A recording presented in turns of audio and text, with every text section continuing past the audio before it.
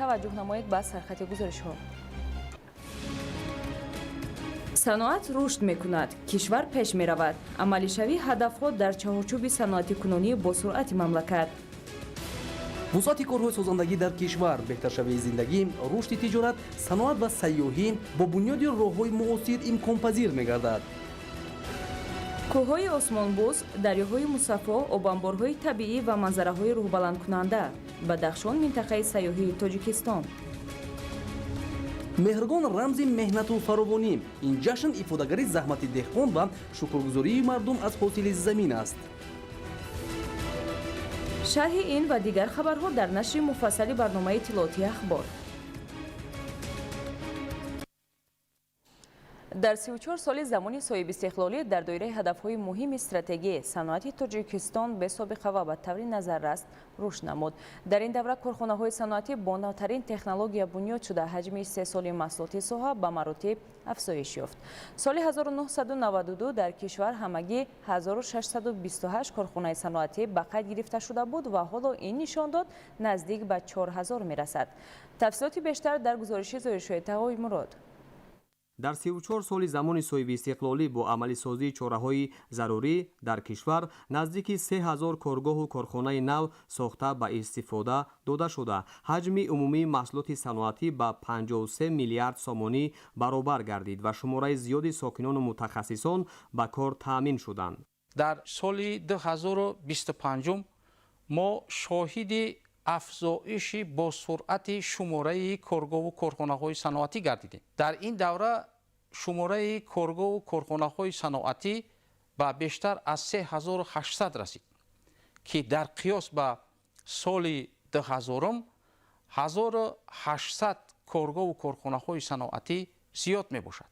ҳукумати кишвар бо захира ва иқтидорҳои мавҷудаи худ талош намуда истодааст ки ашёи хоми ватаниро бо истифода аз технологияи муосир коркард намуда маҳсулоти тайёри дорои сифати баландро ба бозорҳои дохил ва хориҷи кишвар таъмин намояд.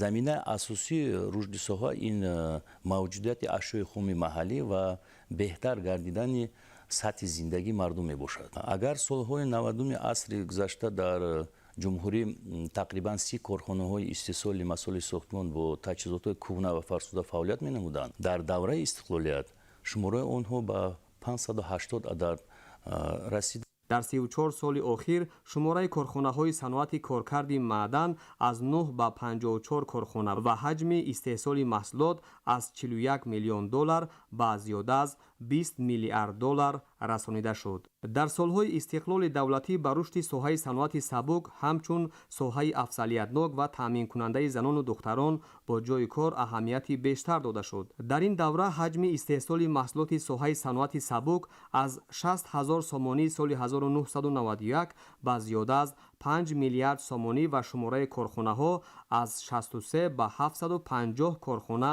расонида шудааст, ки нишондоди баландтарин ва дастоварди бесобиқа дар соҳа ба ҳисоб меравад. агар қаблан ҷумҳурии Тоҷикистон танҳо нахи пахта истеҳсол карда содирот менамуд, имрӯз бошад як қисми маҳсулот барои тайёр намудани маҳсулоти тайёр равона карда мешавад. дар бозорҳои дохилӣ ва хориҷ брендҳои ватанӣ пайдо шуданд, ки ҷумҳурии Тоҷикистонро бо бренди Made in Tajikistan, ки қобилияти рақобатпазирӣ доранд, муаррифӣ менамоянд. баъзе аз корхонаҳои азими соҳаи саноати мошинсозӣ, ки дар солҳои аввали истиқлолият аз фаъолият боз монда буданд, онҳо дар давраи истиқлолият барқарор гардида, ҳамзамон дар ин давра номгӯи маҳсулоти соҳа бо фаъол шудани корхонаҳои муосир зиёд гардиданд. ҳарсола рушди соҳа бояд қайд намуд, ки зиёда аз 20%-ро таъмин карда мешавад. ин ҳам бо назардошти сол ба сол мавриди истифода қарор додани корхонаҳои нав ва корхонаҳое ки умуман ба маҳсулоти ниёзи мардум ва ба маҳсулотҳои воридваскунанда мебошанд нигаронда шудааст ва ин корхонаҳо барои рушди соҳа саҳми назарраси худро гузашта истоданд. рушди босуръати саноати Тоҷикистон дар тӯли беш аз 13 солаи охир самараи истиқлол ва натиҷаи талошу заҳматҳои роҳбари давлат муҳтарам Эмомалӣ Раҳмон мебошад, ки дар ин ҷода қадамҳо устувору натиҷабахшанд.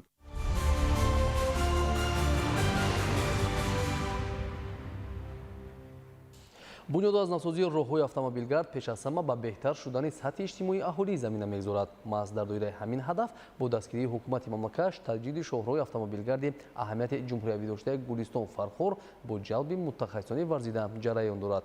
Тафсилоти бештар дар гузориши Олим Носирзода. дар заминаи татбиқи лоиҳаи сохтмони роҳи Гулистон Фархор 5 дӯстӣ давоми 1 сол инҷониб дар марҳилаи якум қитъаи Гулистон Фархор корҳои роҳсозӣ бо маром ҷараён дорад. лоиҳаи мазкур дар натиҷаи амалисозии ҳадафҳои созандаи ҳукумати ҷумҳурии Тоҷикистон роҳандозӣ шуда аз ҷониби пудратчӣ ширкати сохтмонии China Road корҳои бунёдӣ амалӣ мегардад. иншооти мазкур бо ҷалби мутахассисони ватанӣ ва ҷумҳурии мардумии Чин идома дошта, ин раванд нишони тақвияти муносибатҳои дӯстонаву ҳамкориҳои гуногунҷанбаи Тоҷикистон бо дигар кишварҳо буда, пеш аз ҳама ба рушди иқтисодиёти мамлакат заминаи боэътимод мегузорад. ҳамзамон 79% сохтмончиёнро коргарони маҳаллӣ ташкил медиҳанд. тибқи маълумот масофаи дарозии шоҳроҳи таҷдидшаванда наздики 30 километрро ташкил дода, паҳнои роҳи мунфаршаванда ки 2 хати роҳро фарогир мешавад 12 метр дар назар дошта шудааст. раванди корҳои сохтмонӣ тавассути техникаву механизмҳои гуногуни соҳавӣ идома дорад. коргарон ҳамарӯза бо истифода аз техникаҳои махсус ба кандани ҷинсҳои кӯҳӣ, васеънамоӣ, тахту ҳамворкунии таҳкурсии роҳ, бунёди такядеворҳои оҳану бетонӣ дар қидаҳои алоҳидаи иншоот, хобондани қубурҳои обгузар,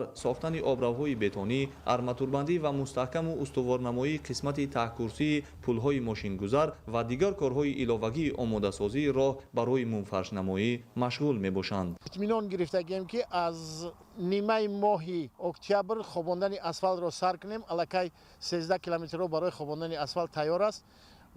дар муддати мумкин 10 рӯз 15 рӯз мо қисмати роҳро асфалтпӯш кунем. роҳи мазкур ки ҳудуди заминҳои кишоварзии ноҳияи Фархор ва ноҳияи Мир Саид Али Ҳамадониро мегузарад, бо назардошти зарурат дар зиёда аз 50 нуқта қубурҳои обгузари қутрашон гуногун гузошта мешавад ки дар ин самт корҳо идома дорад. ҳамзамон иншоот аз 9 пули мошингузар иборат аст ки айни ҳол дар ин қисмат низ тавассути техникаву механизмҳои махсуси соҳавӣ аз ҷониби мутахассисон раванди корҳои сохтмонӣ вусъат ёфта истодааст. бо татбиқи пурраи лоиҳа мушкилоти чандинсолаи сокинон бартараф ва сифати хизматрасонӣ дар ин масир беҳтару хубтар гардонида мешавад. роҳи мазкур ки солҳои тӯлонӣ таъмирталаб шуда буду, ҳаракат дар ин роҳ мушкилиҳои зиёдеро ба бор меовард. баъд аз ба истифода додани ин роҳ ин мушкилиҳо ҳамаш бартараф мешавад ва рушди ҳама соҳа дар ноҳия таъмин мегардад ва пешрафт мекунад.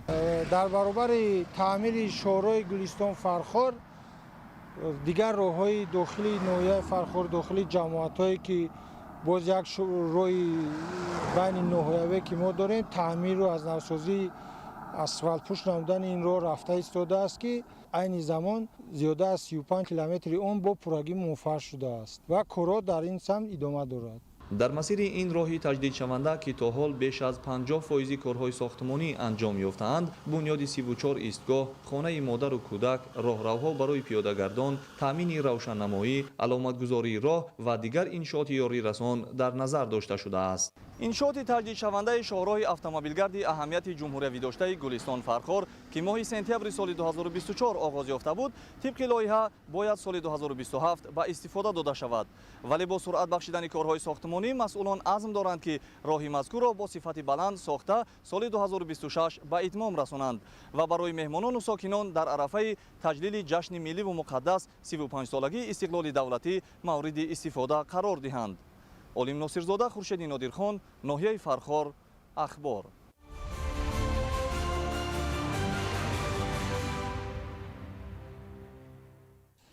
дар шаҳри Панҷакен дар доираи омодагӣ ба ҷашни 35-солагии истиқлоли давлатии ҷумҳурии Тоҷикистон як қатор иншооти нави таълимӣ ба истифода дода шуд.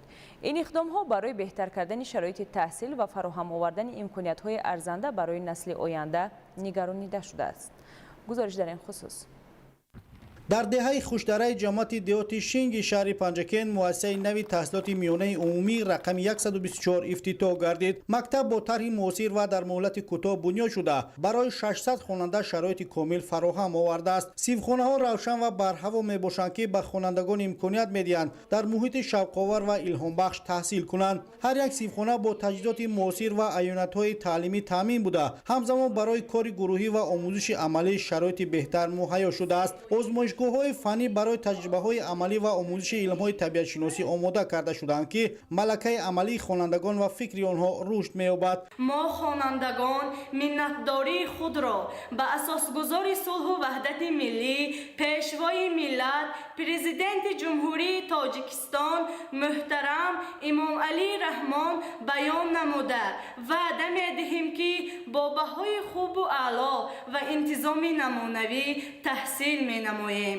дар оянда соҳибкасб гардида ба ватани азизамон хизмат менамоем. системаи гармидии муассиса муҳити омӯзишро дар тамоми фаслҳо бароҳат нигоҳ дошта ба хонандагон имкон медиҳад, ки дар рӯзҳои сард низ дар фазои гарм ва бароҳат ба шавқу завқ омӯзиш кунанд. зикр кардан ба маврид аст, ки ин мактаб дар доираи дастуру ҳидоятҳои пешвои муаззами миллат муҳтарам Эмомалӣ Раҳмон аз ҷониби мақомоти иҷроияи ҳокимияти давлатии вилояти Суғд дар муҳлати кӯтоҳ ва бо риояи тамоми меъёрҳои сохтмонии муосир бунёд гардидааст. ҳамзамон дар шаҳри Панҷакент оғози сохтмони бинои баландошонаи истиқоматӣ барои кормандони соҳаи иҷтимоӣ ба нақша гирифта шуд. тибқи лоиҳа дар ошонаи аввал ва дуюми он ҳуҷраҳои корӣ ва шароити муосири фаъолият барои кормандони соҳаи маориф муҳайё карда мешавад. дар таҳхона китобхона таъсис дода мешавад, ки барои густариши фарҳанги китобхонӣ ва баланд бардоштани савияи маънавии ҷомеа хизмат хоҳад кард. ошонаҳои минбаъда чун манзили истиқоматӣ барои кормандони соҳаи иҷтимоӣ истифода мегарданд. сокинон ва кормандони соҳаи иҷтимоӣ аз дастгирии доимии ҳукумати кишвар изҳори қаноатмандӣ намуданд ва таъкид карданд, ки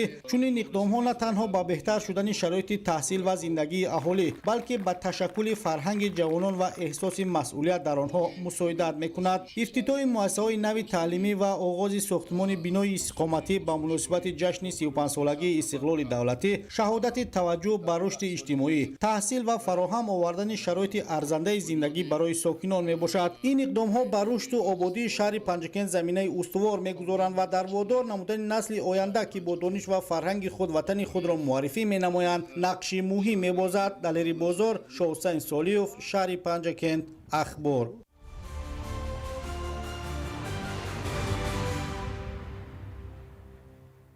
бо саҳми сокинон ва истифодаи техникаҳои соҳавӣ роҳи деҳаи Сино воқеъ дар ҷамоати деҳоти баҳори ноҳияи Файзобод мавриди таҷдиду навсозӣ қарор дорад. айни замон корҳои мунфаршкунии роҳ дар масофаи 3000 метр идома дошта. сокинон дар татбиқи ин иқдом саҳми назаррас доранд. таваҷҷӯҳ намоед. роҳи маҳаллии деҳаи Синои ҷамоати деҳоти баҳори ноҳияи Файзобод, ки бо мурури замон таъмирталаб гардида буд, имрӯзҳо бо саҳми сокинони деҳа дар партави ҳидоятҳои созанда ба истиқбол аз ҷашни 35-солагии истиқлолияти давлатии ҷумҳурии Тоҷикистон таъмиру навсозӣ гардида истодааст, ки ин аз ҳисси ватандӯстии мардуми рӯстои мазкур башорат медиҳад. тавассути техникаҳои соҳавӣ ва бо сарҷамъии сокинон ва мардони бароманд роҳи деҳаи Синоро мунфарш намуда истодаанд. роҳи нақлиётӣ аз ҷониби роҳсозон бо паҳноии 4 метр ва баландии 8 сантиметр мунфарш гардида, сокинон мақсад доранд ки шафати роҳи навсозӣ гардидаро мутобиқ ба талаботи имрӯза намоянд. айни замон роҳи нақлиёти деҳаи Сино тавассути техникаҳои пуриқтидор дар масофаи 1500 метр мунфарш гардонида шуд. тасмим гирифтем, ки роҳи деҳаро мунфаршу ҳамвор намуда дар оянда нақша дорем, ки корҳои ободонии деҳаро ба субут расонем. ният дорем, ки дар маркази деҳа мактаби нав барқарор намоем ва кӯдакистон. ҳамакнун бо мунфарш гардидани роҳи мазкур рафту омади меҳмонон ва сокинон ба маркази ноҳия хеле беҳтар мегардад. сокинон ва ҷавонмардони баруманди деҳаи Синои ноҳияи Файзобод дар баробари таҷдиду навсозӣ намудани роҳи маҳаллӣ ояндаи наздик мақсад доранд, ки дар деҳа иншооти нави томактабӣ бунёд намоянд.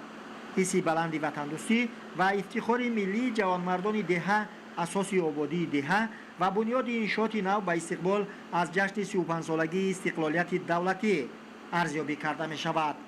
маҳмадалӣ абдукарим аюби маҳмурод, Файзобод, ахбор.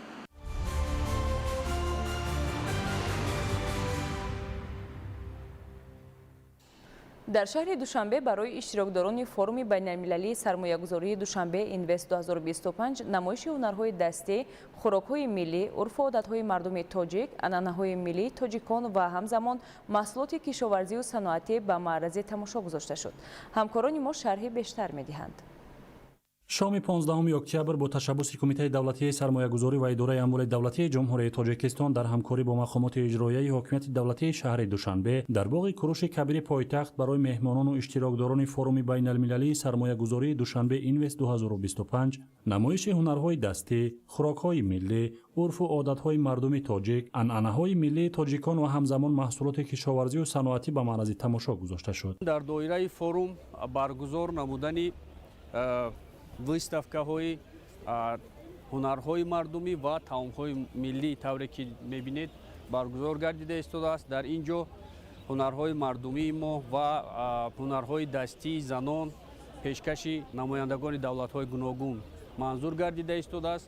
ҳамчунин таомҳои миллӣ бо мақсади муаррифии фарҳанг ва таърихи бои мо манзури иштироккунандагон пешкаш шуда истодааст. иштирокдорони форуми байналмилалии сармоягузории душанбе инвест 2025, корпусҳои дипломатии муқими душанбе, намояндагони касбу кори гуногун ва сокинону меҳмонони пойтахт аз намоишгоҳи бошукӯҳ дидан карда ба кори дастии ҳунармандони тоҷик баҳои баланд гузоштанд. пас аз намоиши ҳунарҳои дастӣ дар назди театри опера ва балети ба номи Садриддин Айнӣ барои иштирокдорони ин ҳамоиши сатҳи байналмилалӣ барномаи рангину ҷолиби фарҳангӣ ташкил гардид ки дар он сарояндагони шинохтаи тоҷикистон бо суруду таронаҳои дилнишин табъи меҳмонону сокинонро болида гардониданд. дар интиҳои чорабинӣ аз ҷониби мақомоти иҷроияи ҳокимияти давлатии шаҳри душанбе ва кумитаи давлатии сармоягузорӣ ва идораи амволи давлатии ҷумҳурии тоҷикистон як қатор соҳибкорон ва ширкатҳои бонуфузи ватанӣ бо диплом ва сипоснома қадрдонӣ гардиданд.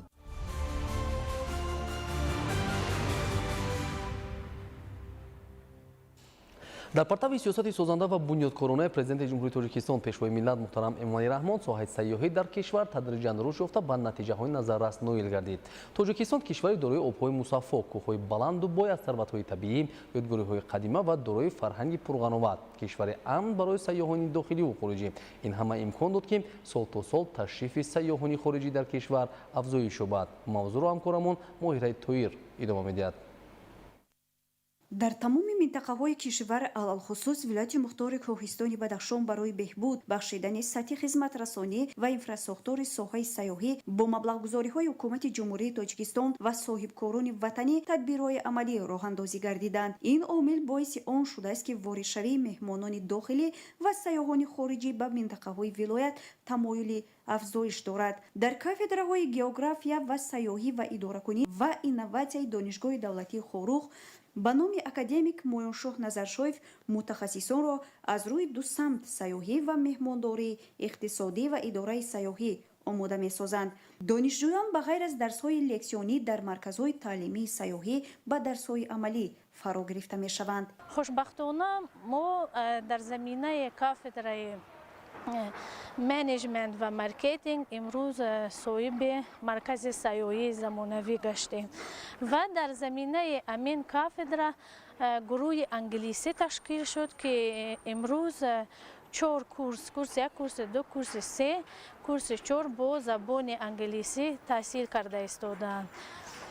маркази сайёҳии мо аз тамоми таҷҳизотҳо ва лавозимотҳое ки барои соҳаи сайёҳӣ зарур ҳастанд таҷҳизонида шудааст. мутахассисоне ки аз ҷониби донишгоҳ омода карда мешаванд аллакай дар ҷодаи муаррифии фарҳангу меҳмоннавозии мардуми боми ҷаҳон фаъолияти густурдаро ба роҳ монда истоданд. синфхонаҳо бо таҷҳизоти зарурӣ таълиму тадрис муҷаҳҳаз буда барои раванди дарсҳо аз он ба таври васеъ истифода карда мешавад. бо беҳтар гардидани сатҳу сифати хизматрасонӣ дар самти соҳаи сайёҳӣ, беҳбудии инфраструктури соҳа, таъмини мутахассисони бо таҷриба метавонад вилояти мухтори кӯҳистони Бадахшонро ба сифати як макони дорои имкониятҳои бузурги сайёҳиву фарҳангӣ барои ҷаҳониён муаррифӣ намояд. моҳираи тоҳир, муборакшои Рустам, вилояти мухтори кӯҳистони Бадахшон. ахбор.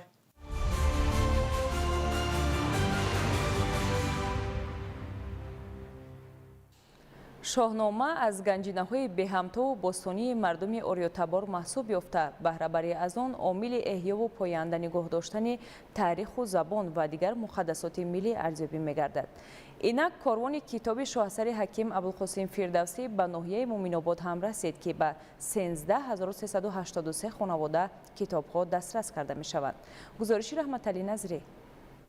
کاروان کتاب شاهنامه به ناحیه مومین‌آباد ولایت ختلان هم رسید و این کتاب با دستور سرور دولت به هر یک خانواده دسترس کرده می شود. این تحفه ارزشمند را نمایندگان دستگاه اجرایی پرزیدنت جمهوری تاجیکستان و رهبریت ناحیه به ساکنان تقدیم نمودند. علیم تبر و شیراولیا میرزا اولیایف همچون سابقه‌داران مهنت نخستین شخصانی بودند که صاحب کتاب شاهنامه گردیدند و با احساس افتخار از این اقدام فرهنگ پرورانه اساسگذار صلح و وحدت ملی پیشوای ملت محترم امام علی رحمان اظهار سپاس و منتداری نمودند. دانستن این کتاب ها یعنی تحلیل کردن این کتاب ها با اون مرو میرساند که ما ارزش های ملی را، ارزش های مدنی را، ارزش های اخلاقی را، ارزش های فرهنگی را از اینا میفهمیم و به قدر آنها میرسیم. قابل قید است که ناحیه مومین‌آباد دارای 6 جماعت دهات و یک شهرک بوده. طبق معلومات مسئولان به 13383 خانواده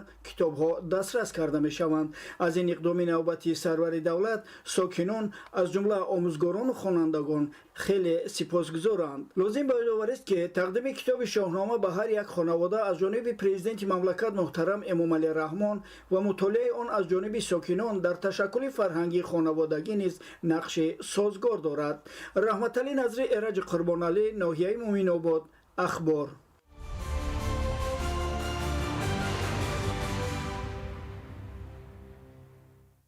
مهرگان در تاریخ تمدن مردمان اویرویتابار پس از نوروز دومین جشن بزرگ است که با طبیعت و کشاورزی و باغداری ارتباطی مستقیم دارد. مهرگان جشن است که بر اساس قانون‌های طبیعت برابرشوی شب و روز در فصل تیر ماه و جمع‌آوری حاصل کشاورزی و باغداری تشکل یافته است. امروز مردم تاجیک مهرگان را چون رمز شکرگزاری از نعمت‌های طبیعت و زحمت‌های کشاورزان جشن می‌گیرند. توجه نمایید. از نگارش و توصیه‌های اهل علم و ادب و روایت‌های بوسونی برمی‌آید که مهرگان جشن است طبیعی و ایام است که به طبیعت به روزگار مردم ارتباطی ناگسستنی دارد. مردم ما امروز مهرگان را چون ایام فرخنده سال و انجام کارهای دهقانی جشن گرفته تمنای سعادت و فرهمندی، آرامی و آسودگی و برکت و فراوانی را در هر یک خاندان کشور می‌نمایند. مهرگان رمزی تیرماه زرنثار ایام جمع‌آوری حاصل کاشته مرد دهقان می باشد و جشن مهرگان استقلالیت عمری دوباره بخشید. ملت تاجیک خوشبخت است که همین گونه جشن‌های باسانی را در فضای صلح و ثبات و وحدت سرتاسری تجلیل می نماید. جشن مهرگان چون رمز جمع‌آوری حاصل زحمت کشاورزان و ایام برکت و فراوانی دسترخوان هر یک خاندان در دانشگاه ملی تاجیکستان با رعایت تمام رسم و سنت‌های خاص تجلیل گردید. مهرگان تجسمگر ارزش‌های نیک انسانی، فیض و برکت روزگار و حیات آرام و آسوده مردم بوده بر اساس قانون‌های طبیعت برابرشوی شب و روز در فصل تیر ماه و جمع‌آوری حاصل کشاورزان تشکل یافته است. آموزگاران و دانشجویان دانشگاه ملی تاجیکستان به استقبال جشن مهرگان نمایش محصولات کشاورزی و طعام‌های گوناگون ملی را تشکیل نمودند. همچنین دستاوردهای این مؤسسه تحصیلات عالی در سمت‌های گوناگون معرفی کرده شد. با تشبث پرزیدنت جمهوری تاجیکستان پیشوای ملت محترم امام علی رحمان، مهرگان در خطار دیگر جشن‌های ملی از جمله سده و نوروز دوباره احیا گردیده با شکوه شهامت خاص در سراسر مملکت تجلیل می‌گردد. در چورابینی با شکوه دایر به جنبه‌های گوناگون جشن مهرگان اندیشه‌رانی‌ها صورت گرفته از تاریخ دور آن یادآوری کرده شد. ابراز گردید که مهرگان برابر دیگر جشن‌های ملی خصوصیت طبیعی داشته و مانند نوروز خجسته‌پی دارای ارزش بلندی تاریخی میباشد. مهرگان یکی از کهن‌ترین جشن‌های مردم آریان نژاد بوده گذشتگان شرفمندمان آن را چون رمز عهد و پیمان و دوستی و محبت تعبیر کردند. مهرگان جشن جمع‌آوری حاصل رویانیده دهقان، فراوانی، شادی و نشاط، دوستی و رفاقت، وحدت و یگانگی و مهر و صداقت می باشد. устодону донишҷӯёни муассисаи давлатии донишкадаи байналмилалӣ данғараи муассисаи давлатии донишгоҳи байналмилалии саёҳӣ ва соҳибкории тоҷикистон ин ҷашни фархундаро ки иртиботи мардум ба замин ва ҷамъоварӣ ҳосили дастранҷи марди деҳқон ба ҳисоб меравад хотирмон таҷлил намуданд. раёсати донишкада ҷиҳати санҷиши сатҳи маърифатдӯстии донишҷӯён арҷгузории онҳо ба иду ҷашнҳои миллӣ озмун эълон намуда дар ин рӯз аз он натиҷагирӣ намуданд. дар саҳни ин муассиса донишҷӯёни ҳама ихтисосҳо маҳсулоти кишоварзӣ, ҳунарҳои милливу мардумӣ ва дигар дастовардҳояшонро ба намоиш гузошта аз ҷониби ҳайати ҳакамон баҳои баланд гирифтанд. мавриди зикр аст ки гузаштагони бофарҳангамон санаи 15 меҳрмоҳро рӯзи меҳр меномиданд ва одатан ҷашни меҳргон дар ҳамин рӯз таҷлил мешуд. иди касбии кишоварзон меҳргон бо шарофати соҳибистиқлолии кишвар умри дубора пайдо намуда аз 5 августи соли 2009 инҷониб дар тамоми гӯшаву канори кишварамон бо шукӯҳу шаҳомати тоза таҷлил мегардад. гуфта шуд ки баргузори ин ҷашн нишонаи эҳтиром ба арзишҳои фарҳангии ниёгон ва таъриху суннатҳои гузаштаи пурифтихори миллати тоҷик буда дарак аз он медиҳад ки воқеан ҳам тоҷикон таърих ва фарҳанги қадима дошта дар ташаккули тамаддуни ҷаҳонӣ нақши бориз гузоштаанд. меҳргон чун наврӯз аз қадимтарин ҷашнҳои мардуми ориёйтабор мебошад. агар наврӯз оғози баҳор, оғози соли нав ва эътидоли баҳории хуршед дар бурҷи ҳамал бошад, меҳргон оғози нимаи дуввуми сол, яъне фасли тирамоҳ, ҳулули хуршед дар бурҷи мизон мебошад. баъд аз баромаду маърузаҳо дастаи ҳунарии донишҷӯёни ин муассиса бо суруду таронаҳои дилнишин хотири ҷамъомадагонро болида намуданд. дар давраи ҷамъоварӣ ҳосили меҳнати деҳқон ҷашни меҳргон таҷлил карда мешавад. дар сатҳи баланд гузарондани ин ҷашни хоси кишоварзон далели он аст ки миллати соҳибтамаддуни тоҷик ба арзишҳои гузаштаи фарҳангии хеш оварда эҳёи онро вазифаи бошарафи худ медонанд. дар ин замина сокинону кишоварзон ва кормандони касбу кори гуногуни мақомоти иҷроии ҳокимияти давлатии ноҳияи Тоҷикобод ин ҷашни миллиро бо риояи анъанаву суннатҳояш дар назди бинои қасри фарҳанг ба шукӯҳу шаҳомати хоса таҷлил намуданд. меҳргон яке аз ҷашнҳои бузурги кишоварзии аҷдодонамон ба шумор меравад. бо шарофати истиқлоли давлатӣ меҳргон эҳёи дубора пайдо кард. бояд гуфт ки меҳргон натиҷагирӣ аз самараи меҳнати марди деҳқон, ҷашни шодию нишод, дӯстию рафоқат, ваҳдату ягонагӣ ва меҳру садоқат аст. баробар ба ин тамоми мардуми заҳматқарини ноҳияи Тоҷикобод самараи меҳнати худро ба намоиш гузошта буданд ки аз фаровонии ҳосил ва рушди соҳаи кишоварзӣ дар ин ноҳияи кӯҳистони кишвар шаҳодат медод. сарчашмаҳои кӯҳани таърихӣ шаҳодат медиҳанд ки ниёгони мо дар ин рӯз либоси идонаи арғувонӣ пӯшида ҳамдигарро бо беҳтарин таманниёт табрик менамуданд. дар ҷанбаси чорабинӣ бошукӯҳ барномаи рангини фарҳангӣ бо иштироки хонандагони муассисаҳои таълимӣ ва ҳунармандони қасри фарҳанги ноҳия бо суруду тарона ва рақсҳои ҷазоб дар ин ҷашни таърихӣ баромад намуда иштироккунандагонро шод намуданд.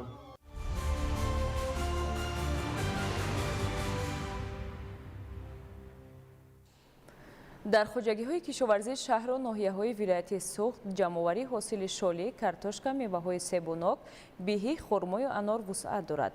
бо мақсади пурсамар гузарондани давраи зимистон дастрасии аҳолии шаҳрҳои саноатӣ ба маҳсулоти кишоварзӣ ва захира ба давраи зимистон дар шаҳрҳои саноатии Хуҷанд, Бӯстон, Гулистон ва Истиқлол ярмарка фурӯши маҳсулоти кишоварзӣ доир карда шуд. гузориши Маҳмуд Аҳмадзода ва Дилшод Юсуфӣ. дар 9 моҳи соли равон дар вилояти Суғд ҳаҷми истеҳсоли маҳсулоти кишоварзӣ ба 18 миллиарду 834 миллион сомонӣ расонида шуда аз ҳисоби кишти баҳорӣ ва такрорӣ фаровонии бозори истеъмолӣ таъмин аст. ҳоло дар шаҳру ноҳияҳои Исфара, Панҷакент, Конибодом, ноҳияҳои Бобоҷон, Ғафуров, Ҷаббор Расулов ва Сипитамин ҷамъоварии шолӣ инчунин ҳосили кишти такрорӣ идома дорад. дар ноҳияҳои Кӯҳистони Масчоҳ ва Диваштеҷ раванди ҷамъоварии ҳосили картошка, меваи себу нок, биҳӣ вусъат дошта, қисми маҳсулот ба бозор баҳри таъмини аҳолию фаровонӣ бароварда, қисми дигар барои давраи зимистон дар сардхонаҳо, анборҳои нигоҳдорӣ ва таҳхонаҳои манзилҳои истиқоматӣ захира карда мешавад, то дар фаслҳои зимистону баҳор аз он истифода карда шавад.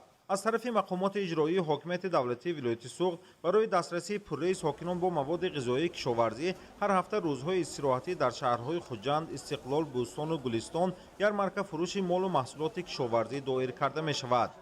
барои фурӯши бевоситаи маҳсулоти кишоварзӣ дар маркази шаҳрҳои саноатӣ ҷои алоҳида ташкил ёфтааст ки деҳқонон ҳосили замин қитъаҳои назди ҳавлигии хешро бароварда пешниҳоди аҳолӣ менамоянд.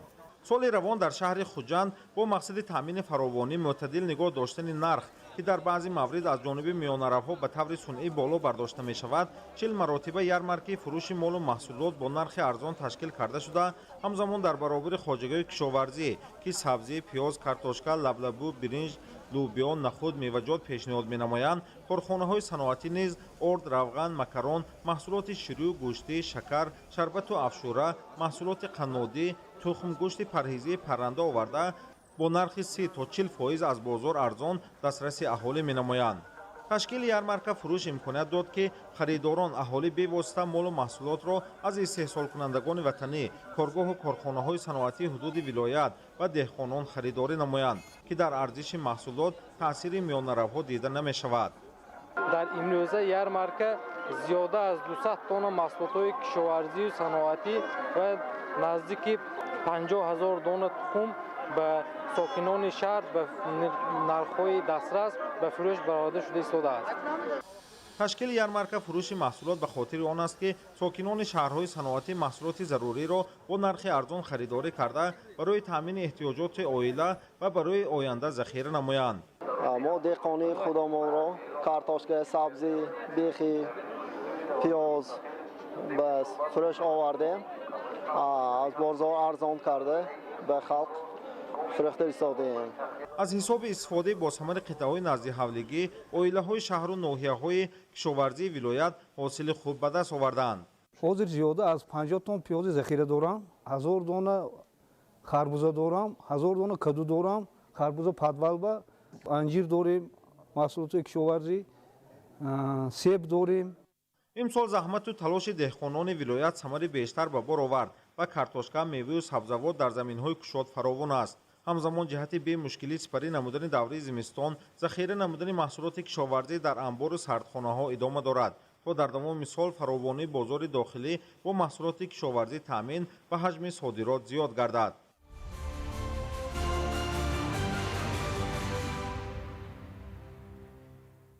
имсол хоҷагидорон ва кишоварзони ноҳияи Зафаробод дар майдони беш аз 9000 гектар кишти пунбадона гузаронданд. айни замон маъракаи ҷамъоварии ҳосил идома дорад.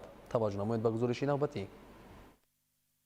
Зафаробод яке аз ноҳияҳои калонтарини кишоварзии ҷумҳурии Тоҷикистон ба шумор рафта, пахтакорию парвариши пахта аз ҷумлаи соҳаи даромаднок ва содиротии минтақаи Мирзочӯли Тоҷик маҳсуб меёбад. Зеро беш аз 90% маҳсулоти саноатии ноҳия аз истеҳсоли пахтаи хушсифат вобастагии калон дорад. Феълан дар дашту саҳрои ноҳияи Зафаробод бо ҷалби зиёда аз 9500 нафар саҳмдорони хоҷагиҳои деҳқонӣ, чинакчиёну ҳашарчиёни шаҳру ноҳияҳои Хуҷанд, Истаравшан, Шаҳристон, Девашчич ва Айнӣ маъракаи ғуничини пахта муташаккилона роҳандозӣ карда шудааст. кишоварзону хоҷагидорони соҳибтаҷрибаи ноҳияи Зафаробод соли равон дар майдони беш аз 9000 гектар кишти бобаракати пунбадона гузаронида, туфайли истифодаи тухмиҳои аълосифати Хуҷанд 67, Сомон, Тоҷикистон, ДП 5111, Кармен, Султон ва ҷорӣ намудани қоидаҳои пешрафтаи агротехникаи кишоварзӣ имрӯз ҳосили дилхоҳ ба даст оварданд. тибқи маълумоти оморӣ то имрӯз аз заминҳои пахтазори ноҳияи Зафаробод зиёда аз 14000 тонна пахта ҷамъоварӣ шуда ба корхонаҳои коркарди пахта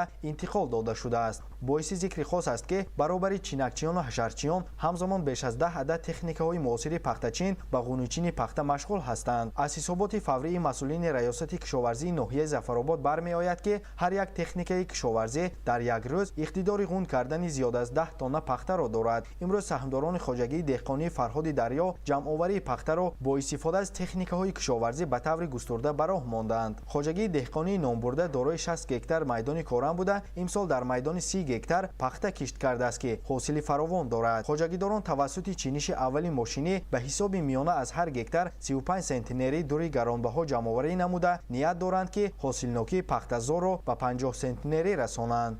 хоҷагии деҳқонӣ Фарҳоди Дарёи 1 имсол дар майдони 30 гектар пунбадони нави Рамсес кишт намуданд. мана чихеле ки дида истодед, ҳосил дар саҳро фаровон аст. мо бо ёрии 2 адад техникаҳои пахтачинӣ ин майдонро ғуничӣ карда истодем. феълан ҷаҳду талоши хоҷагидорону кишоварзон ва чинакчиёну ҳашарчиён ба он равона карда шудааст ки ҳосили пахтазор саривақт ҷамъоварӣ шуда, корхонаҳои насоҷии шаҳру ноҳияҳои вилояти Суғд ва дигар минтақаҳои ҷумҳурии Тоҷикистон бо маҳсулоти хомии ватанӣ таъмин карда шаванд. аз ҳамин лиҳоз бо истифода аз ҳар як рӯзи пурсамари фасли тирамоҳ, кишоварзон ва чинакчиёну ҳашарчиён дар дашту саҳрои 5 ҷамоати шаҳраку деҳоти ноҳияи Зафаробод бо дастгирии техникаҳои пуриқтидори пахтачинӣ машғули ғунучини пахта ҳастанд. Фирдавс Умарзода, Мазбут Бобозода, Орзу Маъруфзода, ноҳияи Зафаробод, Ахбор.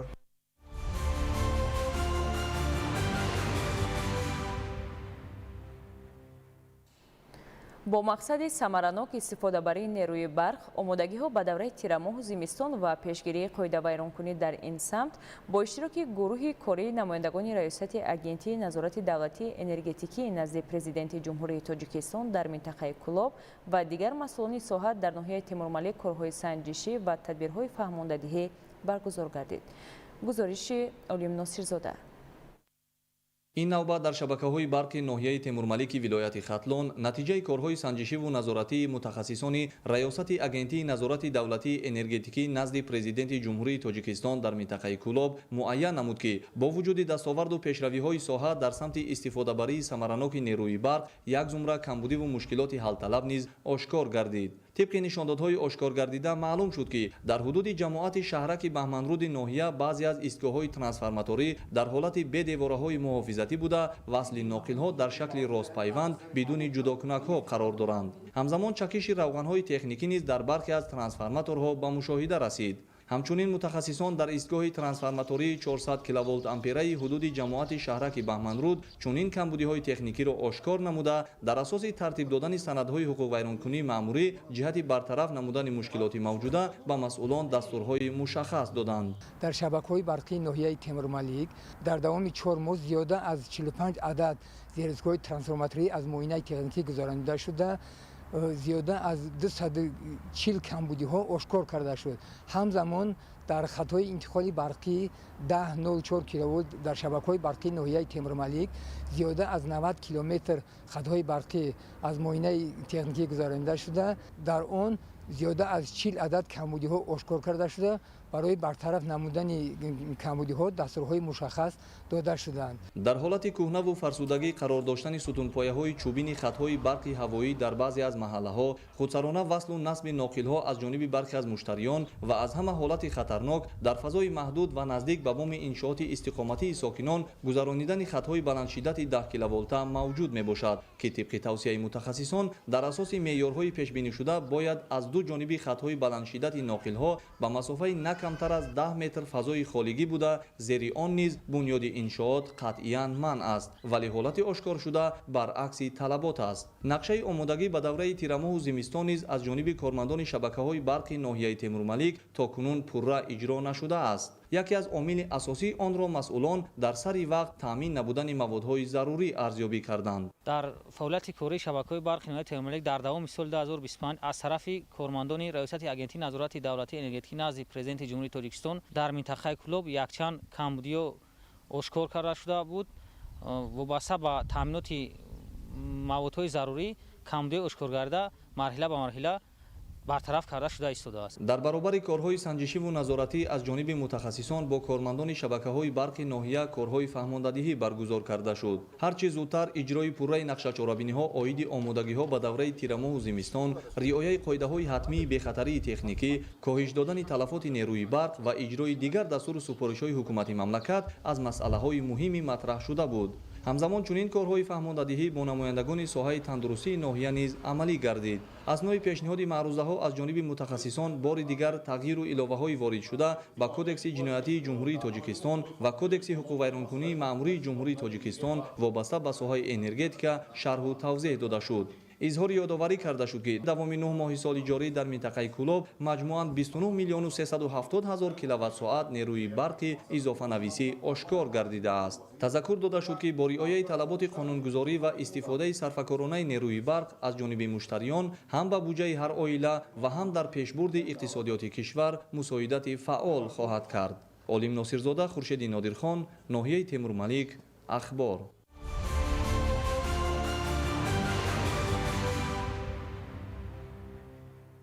بهر کاهش دادن تلفات نیروی برق، پیشگیری قاعده‌ویرانکنی‌ها و تامین استفاده سمرانک و عاقلانه آن طبق اجرای نقشه چاره‌بینی‌های پیش‌بینی گردیده با اشتراک گروه کاری نمایندگان ریاست اگنتی نظارت دولتی انرژتیکی نزد پرزیدنت جمهوری تاجیکستان در شهر و ناحیه‌های تابع جمهوری و دیگر مسئولان ساحه کارهای فهماندهی و سنجشی عاید به مشکلی گذراندن موسم تیرماه و زمستانی سال‌های 2025 2026 در ناحیه رودکی برگزار گردید.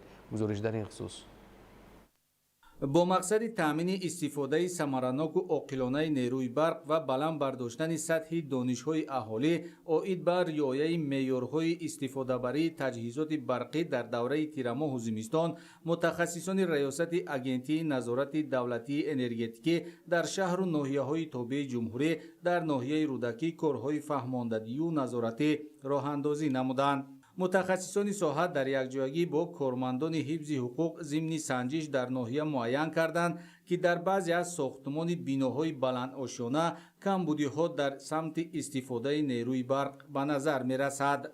با مقصد درست استفاده بردن نیروی برق از جانب متخصصان ریاست در یکجایی با مقامات حفظ حقوق در ناحیه رودکی سنجش‌های مشترک گزارنده شده ایستاده است.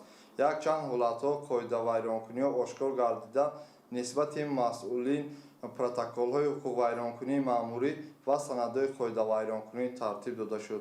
از جمله در ساختمان بینای بلندآشیانه جدیمه محمد سازنده از معیار مقرر شده در شهرنامه بر زیاد استفاده برده با مقدار عدد ساختمانش 73,000 سومانی و دیگر ساختمانش 249,000 سومانی سند قاعده ویرانکنی ترتیب داده شد. چنین کارهای فهماندهی و سنجش‌ها در حدود ناحیه دوام دارد.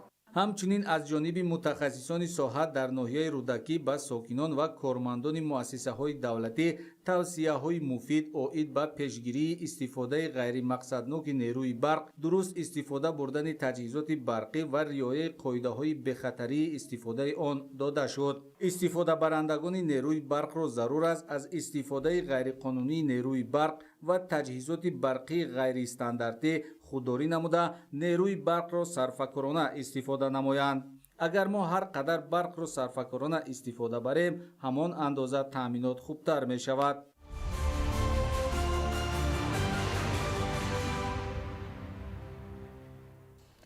با مقصد تطبیق نمودن قرار حکومت جمهوری تاجیکستان درباره سریع آماده نمودن ساحه‌های اقتصادیات و اجتماعیات برای فعالیت منتظم و ثمره بخش در دوره تیر ماه و زمستان سال‌های 2025-2026 در شهر و ناحیه‌های کشور تدبیرهای ضروری اندیشیده می‌شود. وابسته به این مسئولین ساحه‌های مختلف تلاش بر آن می‌نمایند که هرچی خوبتر به فصل سرما آمادگی گیرند. همکاران ما گزارش می‌دهند. соли равон дар муассисаҳои таълимии ноҳияи ҷаббор расулов наздики 800 тонна ангишт, 300 метри мукааб ҳезум ва дар ҳаҷми зарурӣ сӯзишвории дизелӣ захира ва марказҳои хурди гармидиҳӣ ба фасли зимистон пурра омода карда шудааст. пеш аз оғози соли нави таҳсил ҳамзамон ба хотири бемушкилӣ сипарӣ намудани фасли зимистони солҳои 2025-2026 иваз намудани дару тирезаҳои таъмирталаби чӯбӣ ба тирезаҳои нави пластикӣ ҳам амалӣ карда шуд. дар аксар муассисаҳои таълимии ноҳия ба хотири сарфаи нерӯи барқ ва таъмини бехатарӣ аз сӯхтор марказҳои хурди гармидиҳӣ ки асосан ба воситаи ангишт фаъолият мекунанд сохта ба истифода дода шудааст. аз ҷумла дар мактаб кӯдакистони рақами 1 ки яке аз калонтарин муассисаҳои таълимии ноҳия ба ҳисоб меравад, тамоми синфхонаҳо дар фасли зимистон бо истифода аз дегхонаҳои боғӣ бо гармӣ таъмин карда мешавад. дар мактаб кӯдакистони рақами 1 барои гузарондани фасли зимистон аллакай 17 тонна ангишт ва 5 куб ҳезум захира карда шудааст ки барои гузарондани зимистон кофӣ мебошад.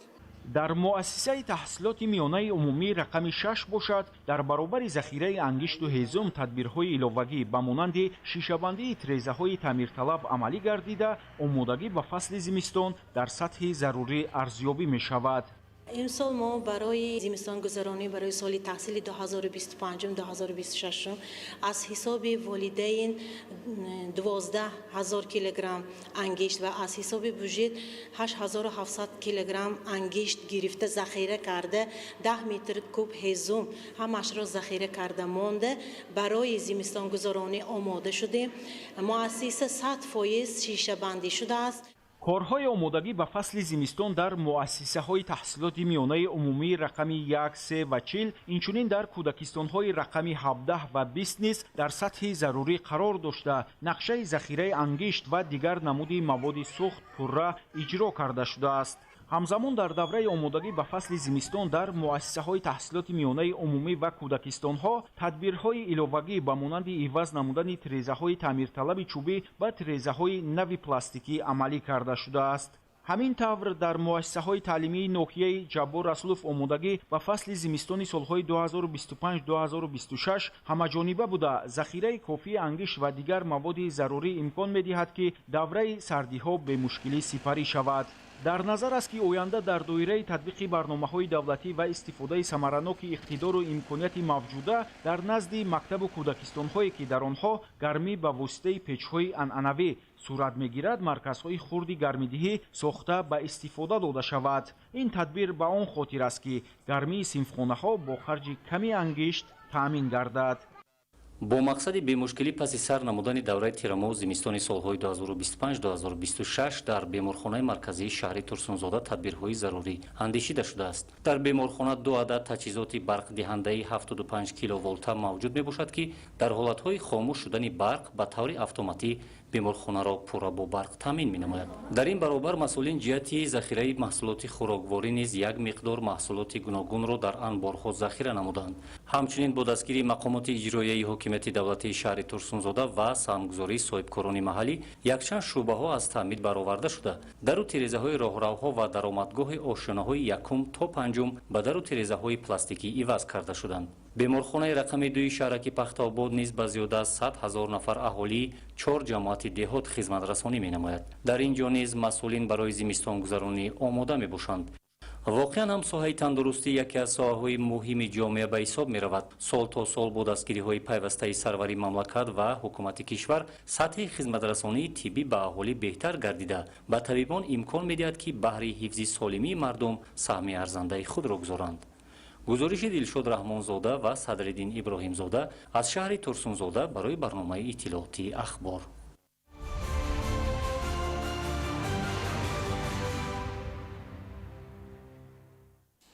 фалак ҳамчун мероси фарҳангии ғайримоддии башарият пазируфта шуда ин арҷгузорӣ ба санъати асилии мусиқии тоҷик эҳё ва рушди фалак дар кишвар гувоҳӣ медиҳад.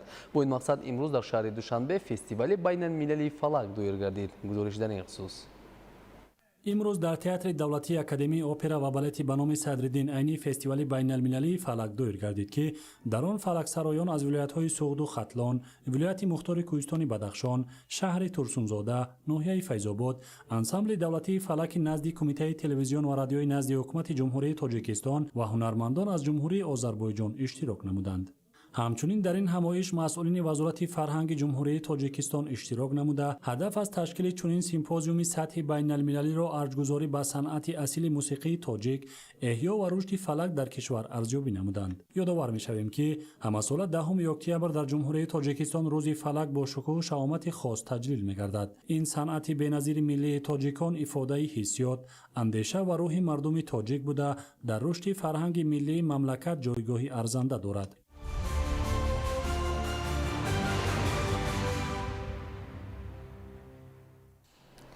имрӯз дар осорхонаи миллии Тоҷикистон ба муносибати рӯзи кинои тоҷик ва дар доираи синамо ҷашнбораи дуюми байналмилалии Душанбе Тоҷи Сомон кинофорум ва нишасти матбуотӣ баргузор гардид. дар форум чеҳраҳои маъруфи санъату синамои Тоҷикистон ва дигар кишварҳои хориҷӣ, оҳангсозон, коргардонҳо ва наворбардорони синамо иштирок намуданд. гузориш дар ин хусус. дар нишасти хабарии роҳбарияти муассисаи давлатии киностудияи Тоҷикфилм атрофи барномаи синамо-ҷашнвораи дуюми байналмилалии Душанбе Тоҷи Сомон маълумот доданд. гуфта шуд ки барои ишрок дар ҷашнвора беш аз 300 дархост ворид гардида 160 филм аз 16 кишвар интихоб шуданд. филмҳо аз Русия, Эрон, Ҳиндустон, Узбекистон, Қазоқистон, Туркия, Муғулистон, Индонезия, Қирғизистон, Туркманистон, Беларус, Озарбойҷон, Молдова ва Тоҷикистон намоиш дода хоҳанд шуд. ҳамчунин дар доираи синамо-ҷашнвора кинофорум таҳти унвони Бахтиёр Худойназаров «Симои Шарқ аз нигоҳи нав» доир гардид. дар форум чеҳраҳои шинохтаи ҷаҳони синамо, меҳмонони байналмилалӣ ва мутахассисони соҳа иштирок ва суханронӣ намуданд. иштирокдорон ҳангоми суханронӣ хотироти худро пиромони зиндагӣ ва мероси эҷодии коргардони машҳур ва сермасъули тоҷик Бахтиёр Худойназаров ироа намуданд. зикр гардид ки Бахтиёр Худойназаров баъд аз хатми донишгоҳи умумии иттифоқии кинематографистон дар Москва филми аввалинаш «Бародарро» соли 1991 дар бораи саргузашти ду бародар ба навор гирифта соҳиби якчанд ҷоизаҳои байналхалқии синамогарон гардид. баъдан ӯ филми баландмақоми «Қошбақошро» таҳия кард ки дар хориҷи кишвар ҷоизаи аврупоии шери нуқрагинро соҳиб шуд. филми дигари ӯ «Падари моҳтобӣ» соли 1999 ба навор гирифта шуд ва шӯҳрати ӯро дар синамои байналмилалӣ баланд бардошт. Бахтиёр Худойназаров мо параллел бо ҳам мавозӣ дар ВГИК дарс хондем. ӯ донишомӯз ё ҳунарҷӯи мастерская Таланкин буд ва ман дар як мастерская дигар. ҳамун замон нишон медод ки чӣ қадар инсони истисноӣ ва мутафовит аст. бо дигарон фарқ дорад ба хотири ҳарфҳое ки мезад, философие ки дошт, хиёлу хиёлпардозиҳое ки дошт, бо дигарон мутафовит буд. баъд собит сохт ки чӣ қадар инсони бузург, коргардони бузург ва боандеша аст. ман фикр мекунам ки Бахтиёр Худойназаров дар сатҳи филмсозони дунё номи ошно ва номи барҷастае буд. ҳамзамон дар кори форум китоби нави хотира зиндагиномаи Бахтиёр ки ба забонҳои тоҷикӣ ва русӣ нашр гардидааст рӯнамоӣ гардид. اولین فیلم هایی که ما در تلویزیون یا در سینمای ایران از کشورهای بلوک شرق دیدیم فیلم های تاجیکی بود. به خاطر دلیلش هم کاملا روشنه، به خاطر اشتراکات تاریخی و فرهنگی و مذهبی و زبانی که ما داریم. به هر حال پذیرش فیلم های تاجیکی در مردم ایران خیلی بیشتر بود و به خصوص اینکه اولین فیلم هایی که به ایران از سینمای تاجیک آمدن و به نمایش در اومدن فیلم های فیلمساز بزرگتون بوریس کیمیاگروف بر اساس داستان‌های شاهنامه بود و با به هر حال عشق و علاقه و اشتیاقی که مردم ایران و مردم تاجیک به شاهنامه دارن طبیعیه که این فیلم ها در ایران خیلی خوب دیده شد، خیلی استقبال شد، همشون دوبله شد کاملا به زبان فارسی و از اونجا میتونم بگم که سرآغاز آشنایی واقعا عمیق و کامل ما با سینمای تاجیکستان بود. سینما جشنواره توجی سومون از 15 تا 20 اکتبر سال 2025 در شهر دوشنبه برگزار می‌گردد و یکی از مهمترین رویدادهای فرهنگی سال به شمار می‌رود. در دوره سینما جشنواره همروزه در کینوتئاترهای شهر دوشنبه فیلم‌های آزمونی و غیر آزمونی به نمایش گذاشته می‌شود.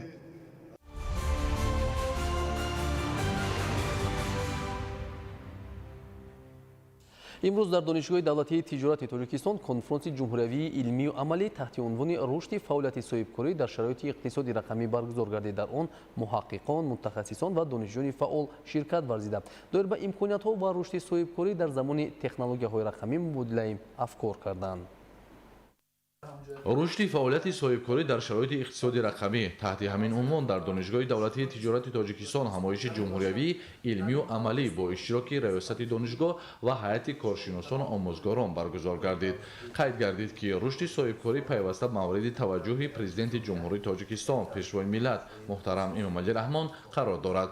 шурӯъ аз соли 2001 мулоқоти нахустини президенти ҷумҳурии тоҷикистон муҳтарам Эмомалӣ Раҳмон бо соҳибкорону сармоягузорон баргузор гардид ки барои гузарондани ислоҳот ва фароҳам овардани шароити мусоид ба фаъолияти соҳибкорӣ заминаи ҳуқуқӣ гузошт. фикр мекунам ки натиҷаҳои кори конфронс бевосита дастраси тамоми муассисаҳои таҳсилоти олии касбии кишвар мегардад ва барои пешбурди фаъолияти соҳибкорӣ дар кишвар як заминаи мусоид фароҳам меорад. ҳамзамон қайд гардид ки ҷумҳурии тоҷикистон дар марҳилаи нави иқтисоди рақамӣ қарор дошта тадбирҳои муосирро барои гузариш ба рақамикунонии иқтисодиёт дар соҳаҳои гуногуни кишвар ба роҳ монда дар солҳои охир рушди бахшҳои иқтисоди рақамӣ ба яке аз ҳадафҳои муҳими ҳукумати ҷумҳурии тоҷикистон табдил ёфтааст.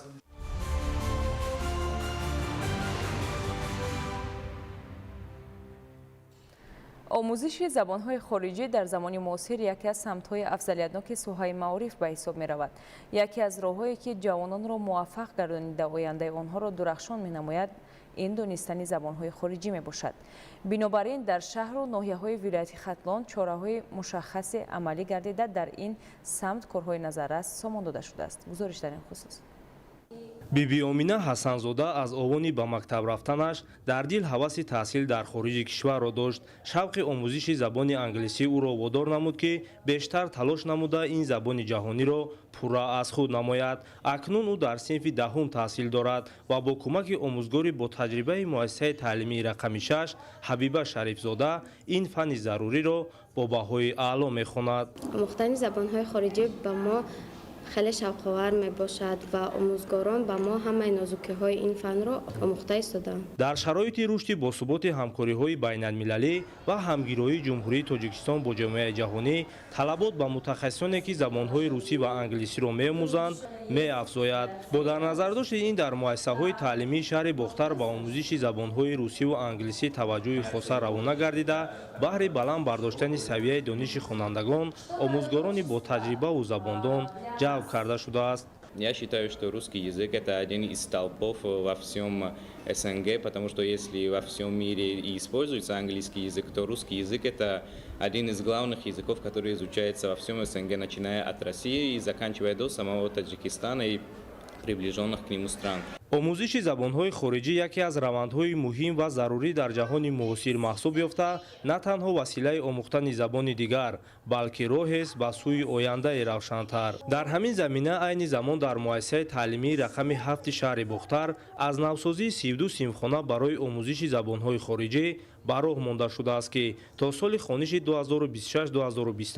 مورد بهره برداری قرار خواهد گرفت. پیشرفت جامعه و رشد با سرعت علم و تکنولوژی در جهان معاصر دانستن زبان‌های خارجی را طلب می‌کند. از این رو شرایط و امکانیت‌های فراهم آورده دولت و حکومت از جوانان تقاضا می‌نماید که هرچی بیشتر به آموختن زبان‌های خارجی دقت مخصوص ظاهر نمایند. مسئولین مؤسسه تعلیمی رقم 12 شهر در برابر تعمیر خوش‌صفت نمودن صنفخانه‌ها اینچنین جهت مجهز گردانیدن آن با تکنولوژی معاصر تدبیرهای مهم اندیشیدند. این است که طالب علمان این بارگاهی علم در برابر از خود کردن زبان‌های خارجی با آموختن تکنولوژی اینفورماسیونی نیز توجه زیاد دارند. سعیدشاه اشورعلی‌زاده، اسکندر سعیدزاده، شهر باختر، اخبار.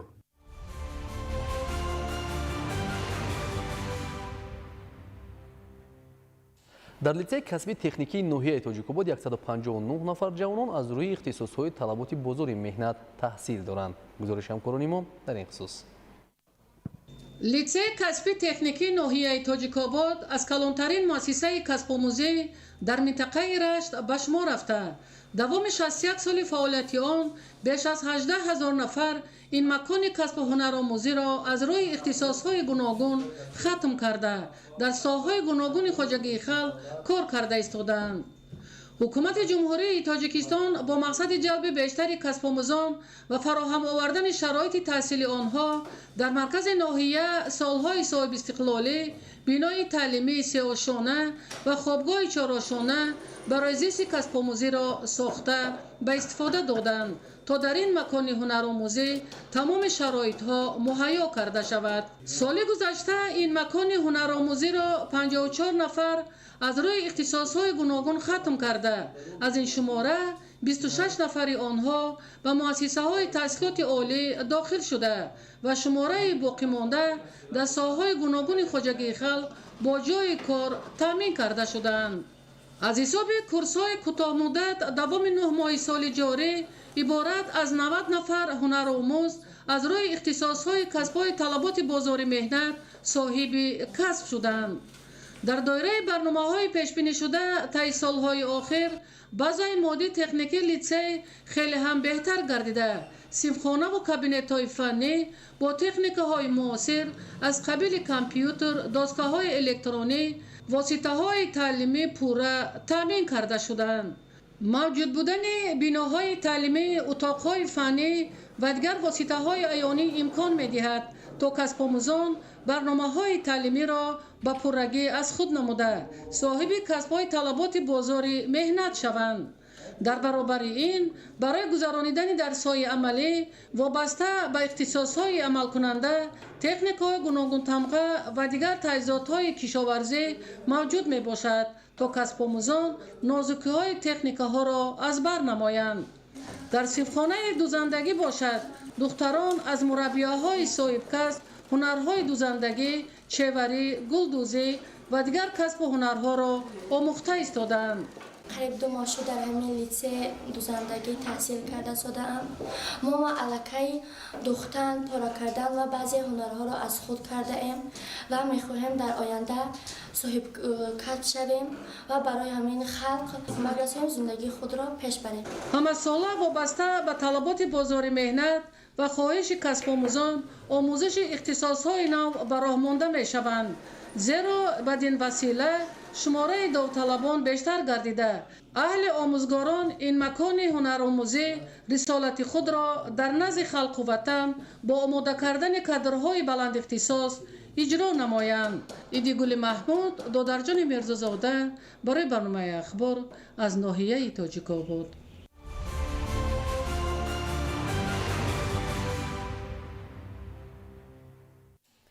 бинандаҳои гиромӣ буд нашри муфассали барномаи иттилоъоти ахбор. тансияту хунобод бошед.